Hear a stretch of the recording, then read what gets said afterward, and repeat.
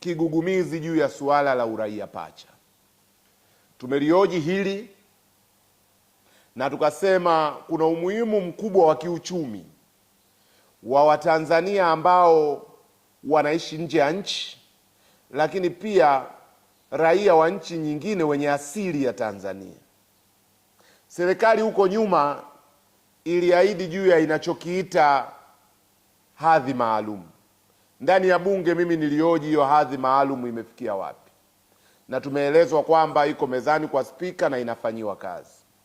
Lakini mimi msimamo wangu, hadhi maalum haitoshi.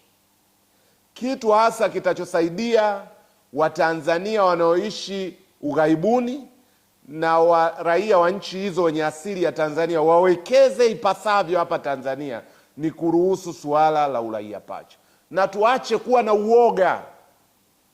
Huko nyuma suala hili likiibuliwa, tumeelezwa kwamba tutapata changamoto za kiusalama. Tumeelezwa kwamba mtu hawezi kuwa na utii kwa nchi mbili.